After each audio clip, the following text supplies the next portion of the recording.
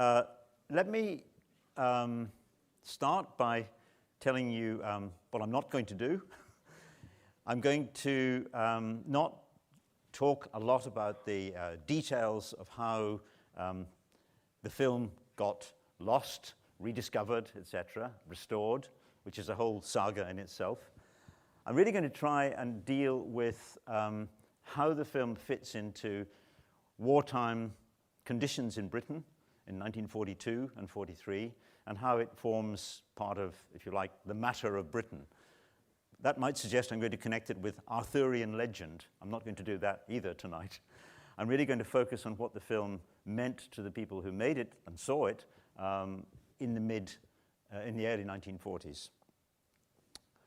It's very strange for me, and possibly for some of you as well, to realize that we can now watch Blimp in a wonderful new restoration, which you're going to see later, so easily, because for years, Blimp was just a kind of dream.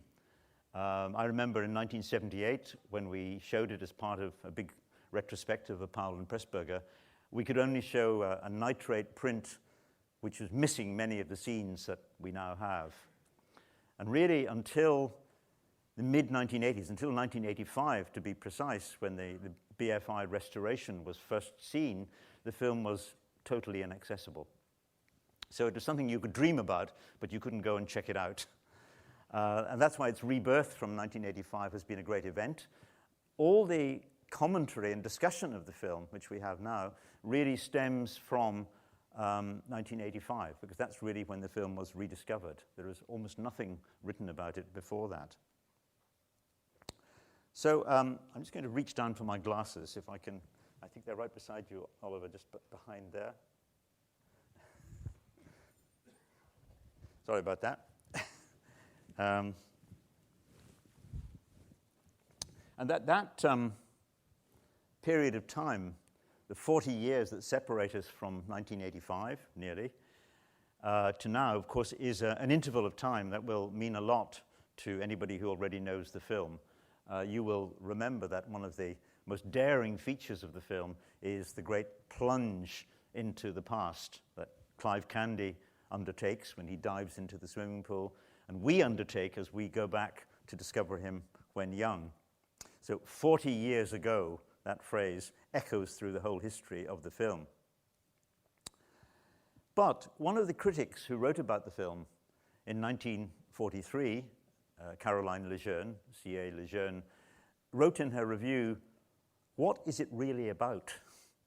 And I think that question hangs in the air still to this day. What is this strange, vast film really about? I'm going to try and offer some suggestions this evening. I want to go past the contextual issues that have occupied a lot of time and publicity. Since we rediscovered the film, of course, we have also learned that Winston Churchill, was violently opposed to the making of the film. And he hated it. He tried everything he could to obstruct it being made in the first place, and then to obstruct it being exported. So it's a film that was made in the teeth of opposition from the very top, which is strange, because, of course, it's a love letter to Britain, certainly on the part of its co-maker, Emmerich Pressburger. And Emmerich Pressburger had a very poignant memory. He remembered being at a screening that Churchill was present at, and Churchill apparently walked out without saying a word after seeing it, and Emmerich was, I think, deeply hurt by that, because for him, it really was expressing all of his love and admiration to Britain. But Churchill didn't see it that way. But I'm not going to talk about that tonight, except to tell you that. So it's the story of an Englishman and a German who meet in unlikely circumstances in Berlin in 1902, fighting a duel, who both fall in love with the same woman, and whose paths crisscross to a certain extent over the next 40 years. Yes, it's 40 years again. 40 years is the interval that comes through the film. You can see that, and these posters, these are the two of the original English posters, it's a hard film to sum up in a poster. You can see the struggle that the poster artist had. What is it about? And I think these posters really do express that puzzlement which the publicists must have felt back in 1943. You will know, if you know the film, and you'll see it again, that it opens with a tapestry. This actually was a real tapestry that was woven specially to form the backdrop of the credits. And I think we don't see it for very long. We don't get a chance to look at it closely. Discovering what's actually in the tapestry is something which you can only do actually in the digital era, where you can freeze the frame, as I've done, blow it up, and look at it closely. And you see some interesting things. I wonder how many people who've seen the film before have ever noticed the rugby goalposts on the side. There are all sorts of curious things. The two planes up on the top corner there. The hunting party in the middle, all dressed in red. There are many emblematic vignettes, scenes, hints and suggestions dotted around this landscape. And we know that this was specially woven. There's a famous photograph of Powell and Pressburger at the Royal College of Needlework, I believe it is, inspecting progress on the weaving of the tapestry. So it was a real object, although no one seems to know where it is today.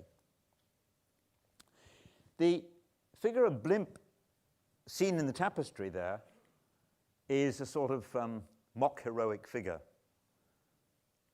And in one sense, he clearly recalls, I think, the most famous mock heroic figure in the history of literature, culture, Don Quixote, Cervantes' Don Quixote. This is the classic Doré illustration of Don Quixote. And I think you can sort of see something of that in the tapestry.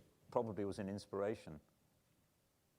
It also, in a way, recalls a lesser-known figure, Lieutenant Kijé, who was the hero of a novel written by Yuri Tinyanov, which was then filmed in Russia in 1934, and it's about a non-existent soldier who has to be invented because the Tsar thinks he exists. So they invent a whole life history for him, although he doesn't actually exist at all. It's best known because of Prokofiev's music. The wonderful suite of music that Prokofiev wrote has had a life of its own and actually has been used in some films since then. But this is another non-existent figure because Blimp, of course, is strictly a non-existent figure. His origins lay in the cartoons that David Lowe created since 1934, all the way through the 1930s in mainstream newspapers, mainly newspapers published by Beaverbrook. Colonel Blimp held forth, usually sitting in a Turkish bath, red-faced, wearing a towel around him, and holding forth to anybody who would listen. "Gad, sir!" And most of his preposterous ideas begin with this injunction. It was a satire. David Lowe was a New Zealander who'd come to Britain, who was very much on the left, bitterly opposed to the conservative government and to the idiocy that he saw around him in official British circles. And Blimp was his vehicle for mercilessly tearing into the establishment. But of course, he has no life story. He has no backstory in Lowe's creation. And interestingly, when Emmerich Pressburger had the idea of developing a script, of course, he had to invent a life for Clive Candy. Clive Candy was the name given to Blimp for the purposes of the script and the film. And in fact, the last script that we have of the film is headed The Life and Death of Sugar Candy, not Colonel Blimp. It's possible that this was a kind of cover story because of the opposition that was building up to a film about Blimp. But it was being developed through 1942, and these are two documents which give you a sort of insight into what's going on. On the right is a report from the Times, February 1942. It's a wonderful exchange. Beverly Baxter, from Wood Green, near where I live, says, "Isn't the essence of blimpery to keep the top dog in his place?" And you can see that there's a vigorous effort on the part of the War Minister and Stafford Cripps to rebut the idea that there's any blimpery still around. So Blimp was seen as a real bait to the government.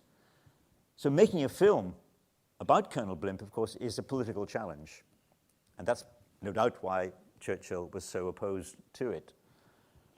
This is an extract from a letter, a long letter that Michael Powell wrote to Wendy Hiller. He wrote it at a time when they were hoping very much that Wendy Hiller would play the great triple part of the three women that Clive Candy falls in love with. And she would, I think, have played it. She was definitely very engaged with it, but she became pregnant and so couldn't play it. And so Deborah Kerr was drafted in very much at the last moment, with only weeks to go before the shoot. You'll see at the bottom of that page, this comes from an edition of the script that I published back in the 90s. This is a little letter from David Lowe saying, "I've seen your plan for the film. I like it. Nothing but approval at this stage. The whole thing reads to me like the makings of a very good movie."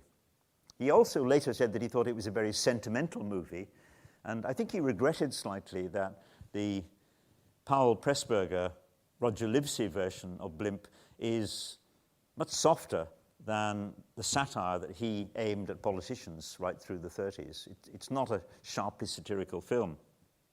It would have been a sharply satirical film if the Archer's original choice to play the part had actually played it, and that was Laurence Olivier. They were deep in negotiations with Olivier during 1942 at just this time. And when they sent him the script,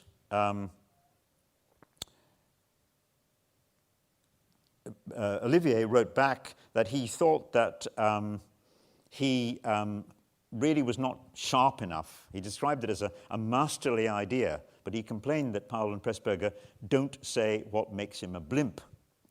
For Olivier, of course, this would have been a litany of essentially Tory attitudes to tradition, which lull Clive into feeling that everything's all right. So the Olivier letter is really quite an important document. It's a critique of the script of the film before the film is made, again pointing to its lack of critique of the national malaise of "we'll muddle through." And interestingly, Olivier talks about the Elizabethans, Drake especially, and of course he talks about Nelson. Why does he talk about Nelson? Because he's just played Nelson opposite Vivien Leigh in the film that's known as Lady Hamilton, or That Hamilton Woman. So Nelson was very much on his mind.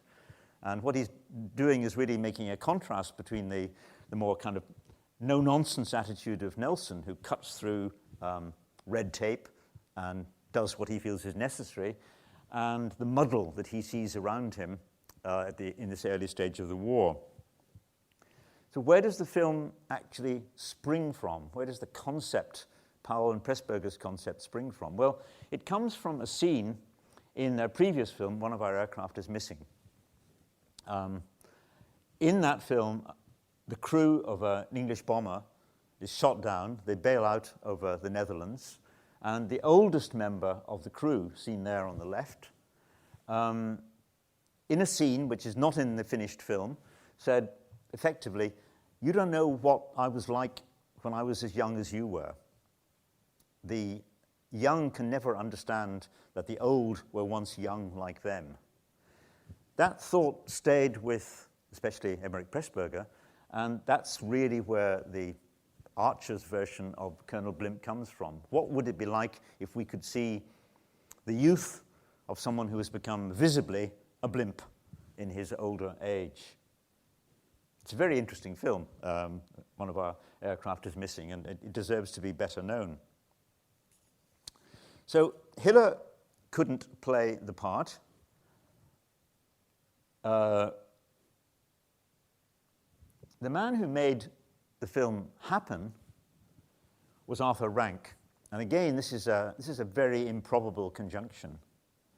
Arthur Rank was the inheritor of a great flour milling dynasty. He was an industrialist on a big scale. He was a Methodist. He was a teetotaler.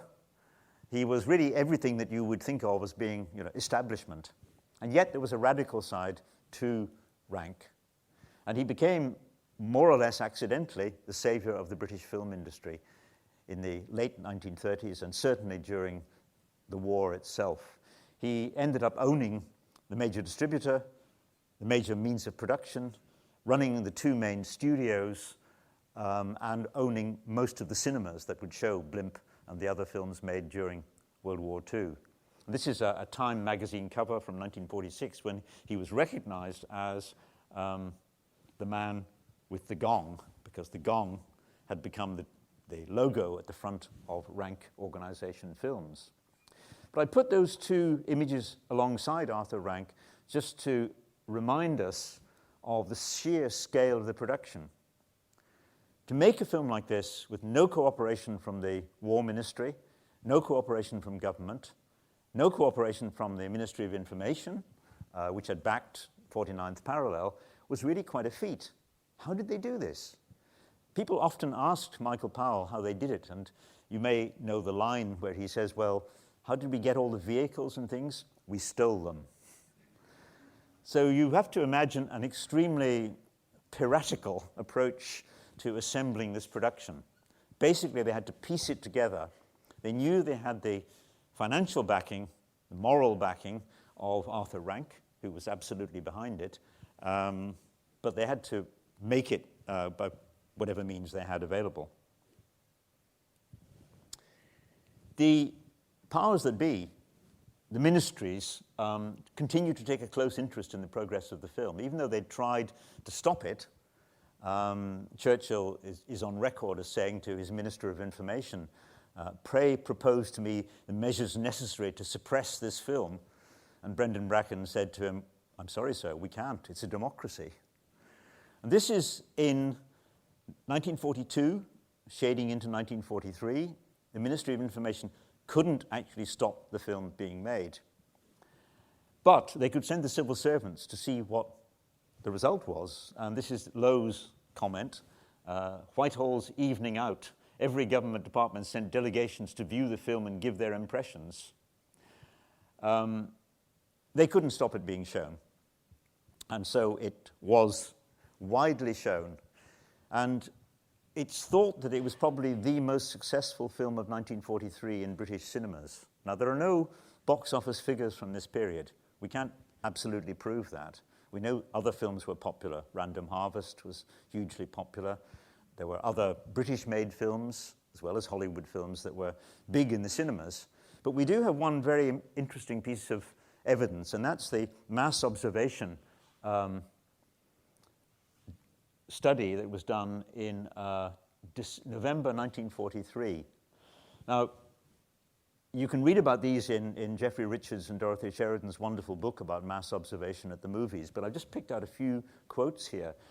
The main fact is that of all the films that the observers, who were part of the mass observation pool, had seen during 1943, Blimp came highest among women.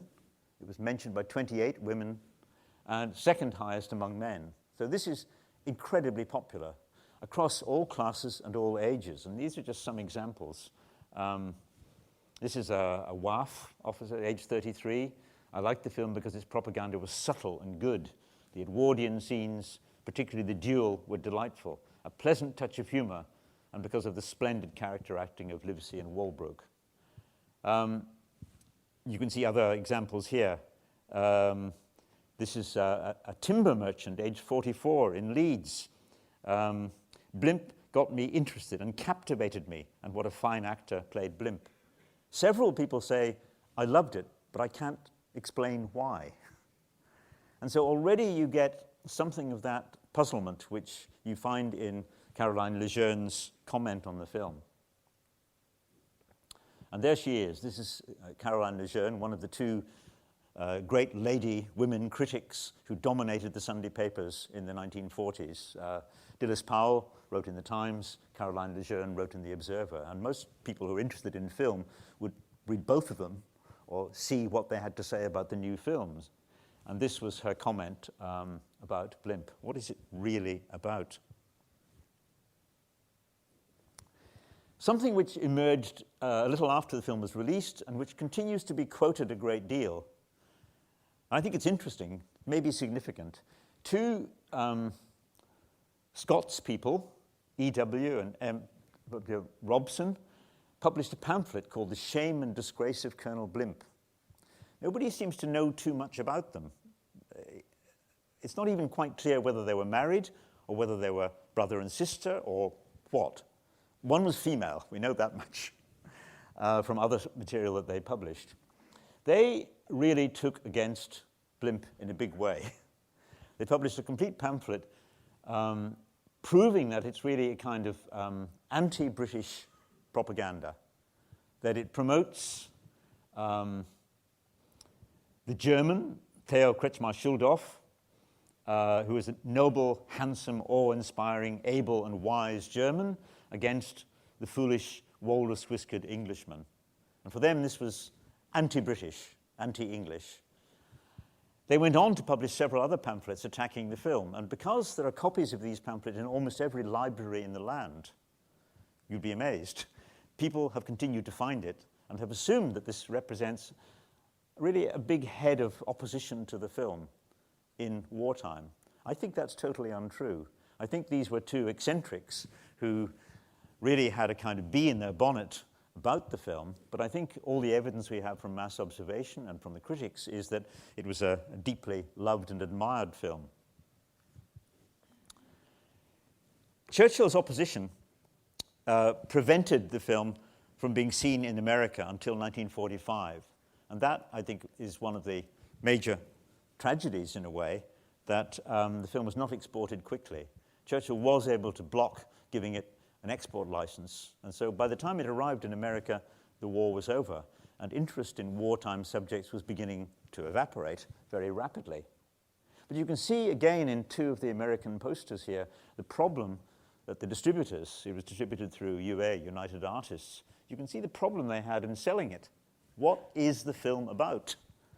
So the publicists come up with the year's most unusual motion picture, not a very good selling line. A lusty lifetime of love and adventure in lavish Technicolor.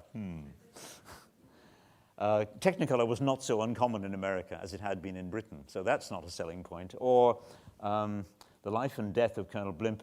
There was a beautiful woman involved. Yeah, they're trying very hard.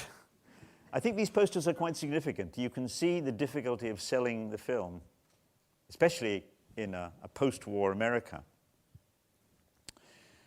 The length was also against it. It's a very long film. It's 165 minutes was its original length. And that was long for the period. Most films were considerably shorter. So very soon, moves were made to shorten it. And in shortening it, the very elaborate temporal structure of the film, the flashback, jumping around in time, was also lost.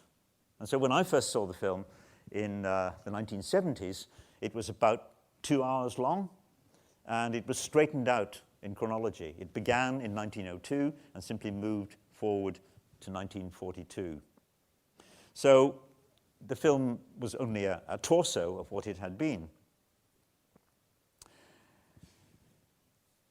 When it re-emerged in 1985, I think it re-emerged into a different world, a world that was ready for restorations and revivals and rediscoveries. Kevin Brownlow had restored Abel Gance's Napoleon in 1980, and this lost film from the 1920s was a huge success. It was shown at festivals with live music. It became one of the great hits of the 1980s, and I think by the time Blimp arrived in 85, there was an audience that was primed to rediscover films that they had never seen and perhaps never even heard of.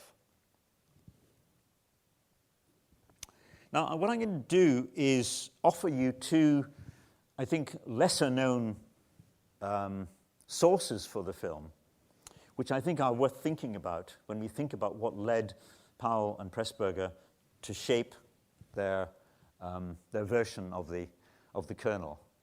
One of them is a book which I think is now almost totally forgotten by Alistair Miller, The White Cliffs. It's a novel in verse form. That's the beginning of it. Those are the first 3 stanzas. This was unbelievably popular in 1940. It sold 1 million copies. That's a lot of copies at that time. It's a love letter to England by an American author, a very interesting American author indeed, who had been a prominent campaigner for women's suffrage. She wrote a very famous pamphlet called Are Women People back in the teens. So she had had a long career as quite a provocative writer. But she knew England, and she wrote this love letter to England. And Emmerich was certainly very, very impressed by it, Emmerich Pressburger. These are the final lines of the poem. I am American bred. I have seen much to hate here, much to forgive. But in a world in which England is finished and dead, I do not wish to live. That made a big impression on Emmerich Pressburger, and he got the rights. He had an option at one point to adapt it as a film. It was eventually made as a film in Hollywood in 1944 with Irene Dunne. But he recommended those final lines to his friend, fellow Hungarian, George Mikes. This is another great bestseller of the war period, How to Be an Alien, a handbook for beginners. And that's George Mikes' own description of his book. I think it tells us quite a lot about the attitude of these 2 Anglophile Hungarians, Emmerich Pressburger and George Mikes, who had made England their home, but they looked slightly obliquely at the English and their strange habits.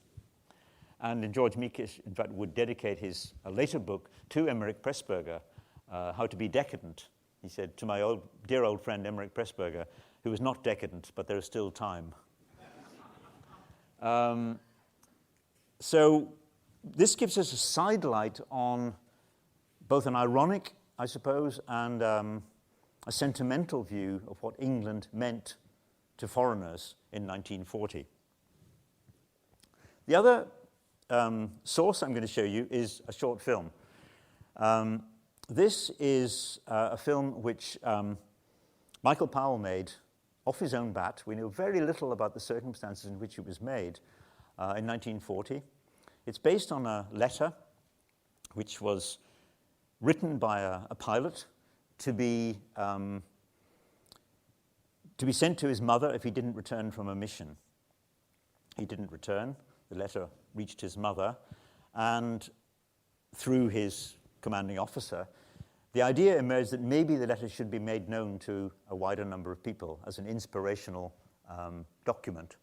And it was eventually printed in the Times and published as a small pamphlet. Again, it's one of the great popular successes of the early war period.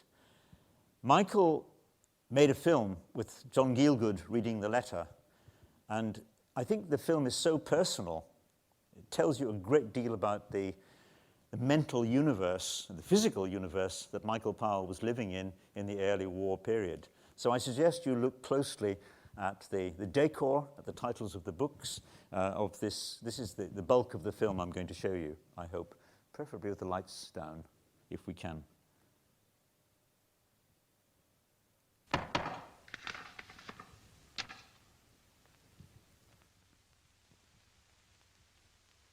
Among the personal belongings of an Air Force pilot in a bomber squadron who was recently reported missing, believed killed, was a letter to his mother to be sent to her if he were killed. His station commander sent the letter to the young officer's mother, asking whether it might be published anonymously. He wrote that the letter was perhaps the most amazing one he had ever read, simple and direct in its wording, but splendid and uplifting in its outlook. He felt that the letter might bring comfort to other mothers, and that everyone in our country would feel proud to read of the sentiments which support an average airman in the execution of his present arduous duties. He received the mother's permission. The letter was published in the Times, and it is presented in its present form in the hope that it may become known to the greatest possible number of this young officer's countrymen, at home and abroad.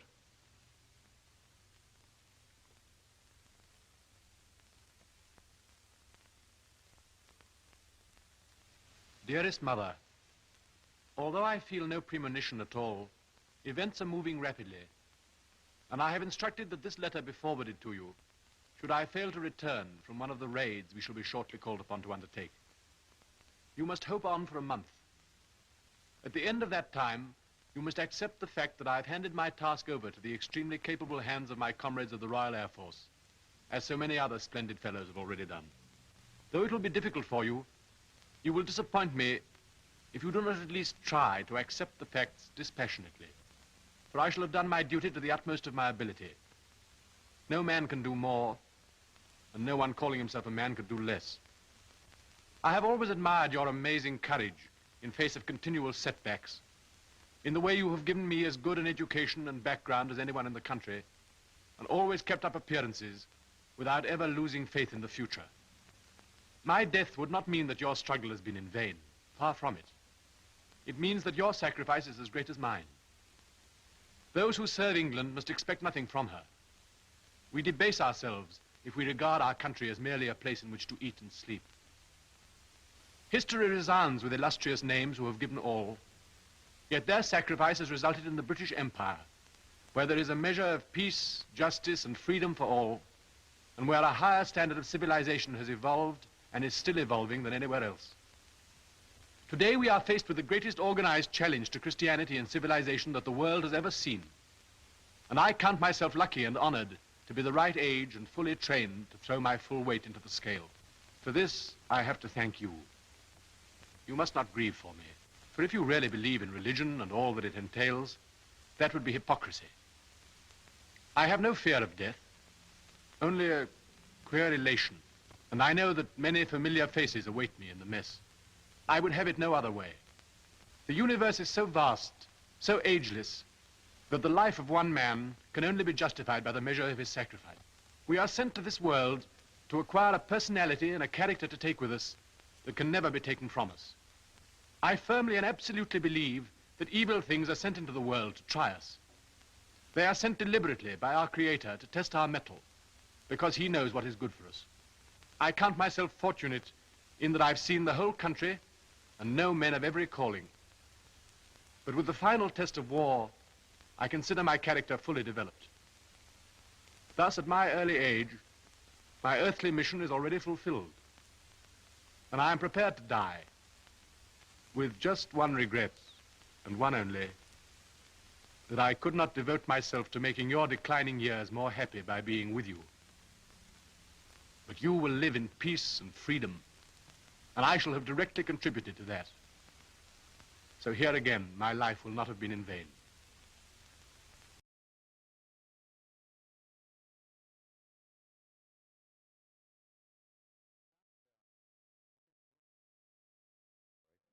I think that takes us really to the heart of a certain moment in wartime ideology. It's one of the sources that I think Powell, in particular, I've said that the White Cliffs was an important source for Emmerich, Pressburger, but I think for Powell, something like that was an important inspiration. Now, of course, it's most obviously an inspiration for A Matter of Life and Death, and those of you who know that film will realize that that feeds directly into the whole two worlds structure of A Matter of Life and Death. But let's just replace Blimp in its wartime context. We saw here, at my previous lecture, 49th Parallel, the film that brought Powell and Pressburger together in wartime service, as it were. And that is really about a Canada which is still an outpost of the British Empire, which offers a challenge to Nazi ideology. And then we move to One of Our Aircraft is Missing. One of Our Aircraft is Missing shows British audiences what might happen if Britain were invaded through the dramatic device of British aircrew finding themselves being hidden by the Dutch underground as they make their way out of the Netherlands. So it's a way of making the potential of invasion and occupation a reality for a British audience. A very interesting film. There aren't many films that did that. Cavalcanti's film Went the Day Well tried to show a British audience what it might be like if there was, in fact, a fifth column at work in Britain of German troops. And of course, after the war, Kevin Brownlow's great film, It Happened Here, tried to imagine what an occupied Britain would have been like. The centerpiece of this cycle of films that Powell and Pressburger were making is, of course, Blimp.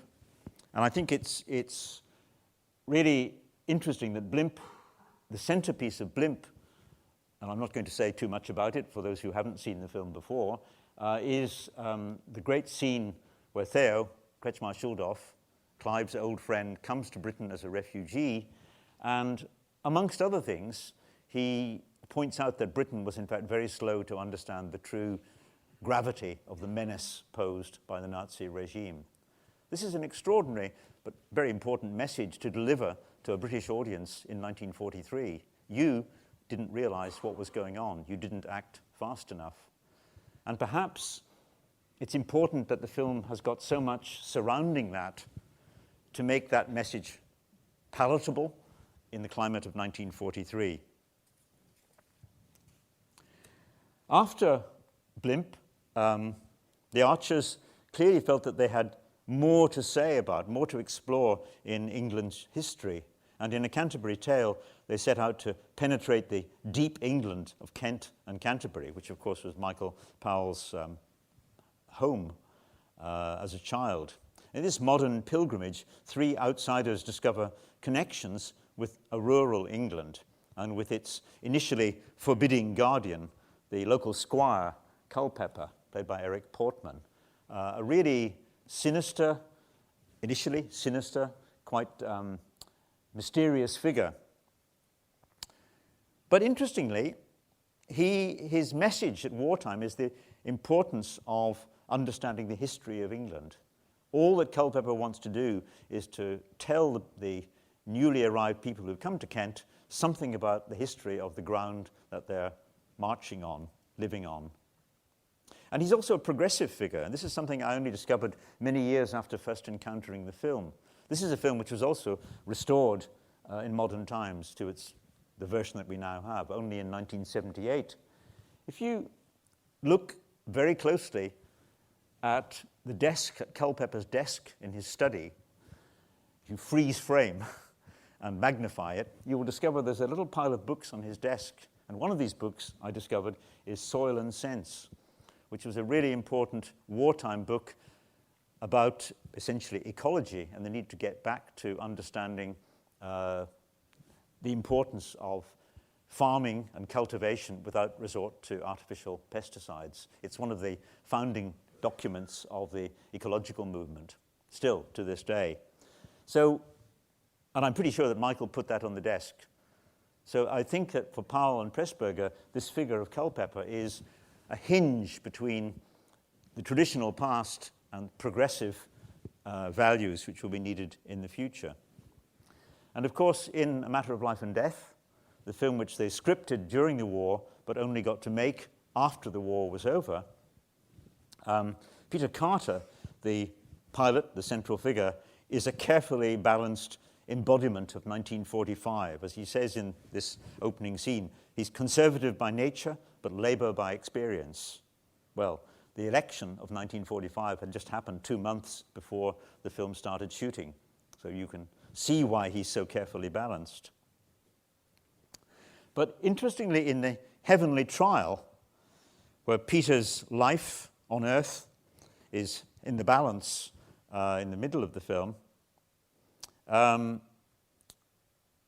that was taking place at a time, and this arena, which is peopled by a vast collection, a vast audience of service people from all backgrounds, all nationalities, all ethnicities. To us, I think it speaks of the United Nations. We can't help but think that this kind of great gathering of all nations and races was in fact coming into being in the late 1940s. And it was. The founding meetings of the United Nations were happening in America in 1945 and 46, at the time when this film was being seen across the world. And British embassies were sending back reports to the government about the climate of hostility to Britain's imperialism. So one of the reasons why the film is so careful in unpicking Britain's imperial record is because it's actually made with an awareness of the unpopularity of Britain's empire at this time. Britain and America may be pledged to marriage in the film's central romance, but not without misgivings. And before inviting the jury to give their verdict, the heavenly judge quotes Walter Scott's poem Love. In peace, love tunes the shepherd's reed. In war, he mounts the shepherd's steed. In halls, in gay attire is seen. In hamlets, dances on the green. Love rules the court, the camp, the grove, and men below and saints above. For love is heaven, and heaven is love. But will love be sufficient to overcome the strains that lie ahead in the post-war world? We know that, as I say, that there were great strains being placed on Britain in the post-war world. And it's interesting that as we look at the film now, it takes us right back to that anxiety and uncertainty that was coloring so much British apprehension about what the post-war world had in store. This is the report of the United Nations opening, more or less contemporary with the making of the film. So where does Blimp stand? Where does the life and death of Colonel Blimp stand in this evolving debate about Britain's destiny? Perhaps the most striking feature of the film, despite its enormous length, is the absences that make up Clive Candy's life history. Of course his life is full of missing bits because it's not a real life. It's a cartoon life that's been assembled around key moments. Like a caricatured Don Quixote, he gallops into battle to defend the honor of a lady that he hardly knows in Berlin in 1902. He ends up fighting a duel, again in a chivalric impulse in defense of her honor, immediately after the Boer War, when, again, Britain's reputation has taken a bit of a knock. Having lost her to his German rival, he finds her substitute in a nurse that he glimpses on the Western Front during his service in World War I. And something, again, which I think we should pay a little attention to, we see the married life that Clive enjoys with his substitute figure after the war. We see it in the form of a series of photo album pages, which are turned over very rapidly. They have an imperial post-World War I experience, traveling around the empire, various postings to different countries and embassies. Interestingly, Michael Powell based this on the real experiences of his military advisor, Lieutenant General Brownrigg. And I just got this morning Lieutenant General Brownrigg's memoirs, which I haven't had time to read yet.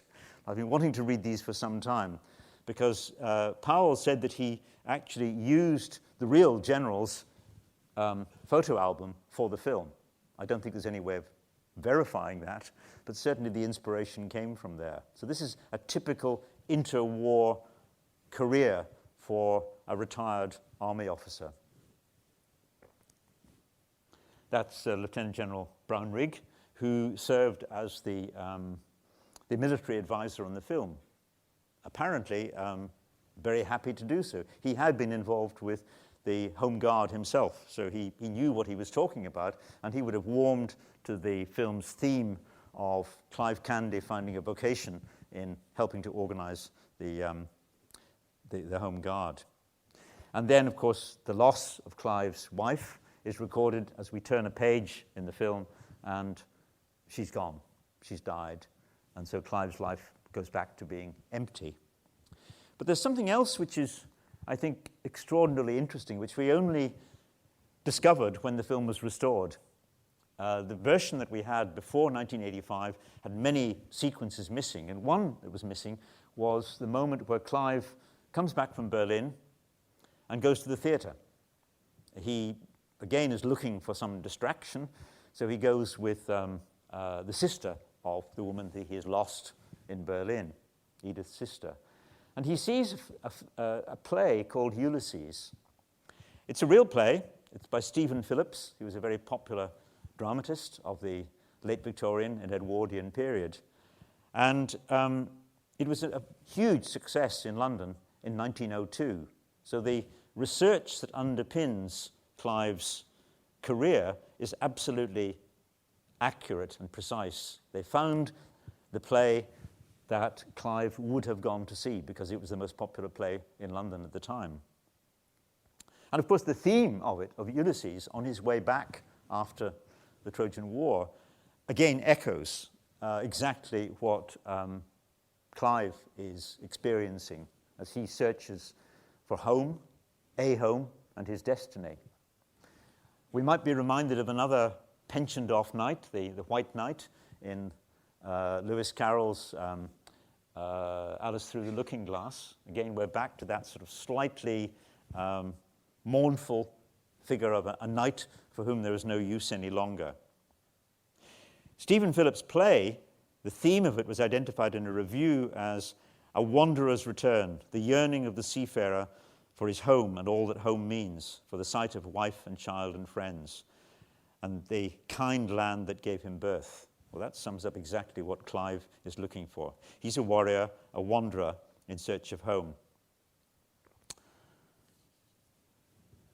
And, of course, another part of the research was the duel, the great duel in Berlin, which forms an important part of Clive's visit to Berlin, came from a dueling manual that Emmerich Pressburger found in the British Museum. So again, that's based on documentary evidence. So what I've tried to put in front of you in a very short space of time is some of the elements that I think are crucial to understanding how Powell and Pressburger created Blimp. They started with a cartoon figure, a man who only exists when holding forth with blimpish sentiments in the Turkish bath. They've given him a life history, an equivalent to Tinyanov's Lieutenant Kije, an imagined life just with the crucial moments where he acts with chivalric intent, but often rather foolishly. It's an anti-heroic, a mock-heroic life. And I think as we come back to the tapestry, we can see how this tapestry really sums up that whole ethos and spirit of the film. It's not trying to turn Blimp into something that he's not. It's not trying to make him a truly heroic figure. He's a sad and rather abject figure, but at the same time he represents something of value. And what Michael Powell said in his letter to Wendy Hiller, their interpretation of a blimp was that blimps were not born, but made by experience. And at the same time, precisely what makes them blimps is also what might turn out to be of most value to others in them. So I think the particular Powell-Pressburger spin on being a blimp is that the qualities of constancy, maybe even obtuseness, that make up a blimp can also be valuable at times of stress and strain. It's not David Lowe's blimp, it's Powell and Pressburger's blimp, but it certainly struck a chord with the audiences of 1943, as we know from those writings. And of course, it put the Archers, the company that Powell and Pressburger had created, right at the center of British filmmaking. This was considered one of the great achievements of British cinema in 1943. It was a very early example of the use of Technicolor, one of the great Technicolor films of the 1940s, I think, and a formidable logistical achievement to make this with absolutely no official support. But they did. We know that Emmerich Pressburger felt deeply attached to the film. When it was restored in 1985, Emmerich, I think, was so happy that the film into which he'd poured all his feelings about Britain was visible once again. He just beamed with delight when we showed it in 1985, and you can see that video in some places of him appearing at the National Film Theatre. And he's almost speechless because it's his dream that the film has come back.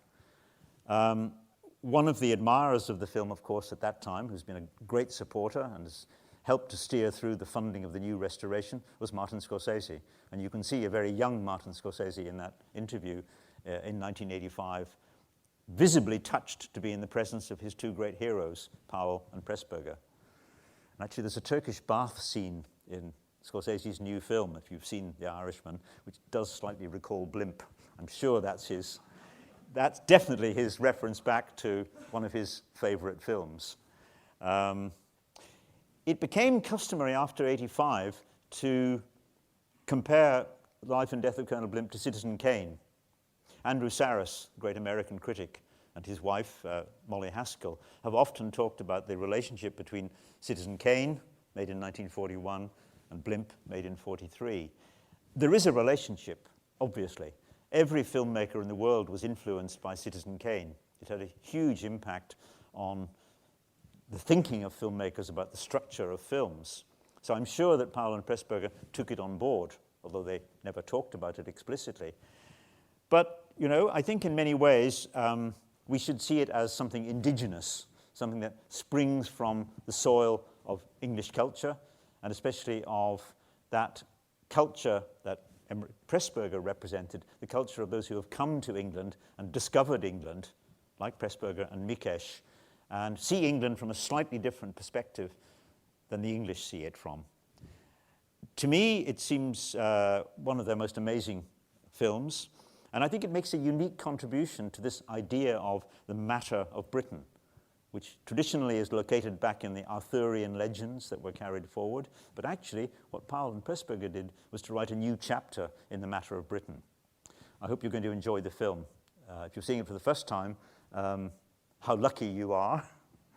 If you're seeing it again, you're also lucky because you're seeing it on a big screen, which is not so common these days, in the very latest restoration, godfathered, if I may say so, by Martin Scorsese and Thelma Schoonmaker. Thank you.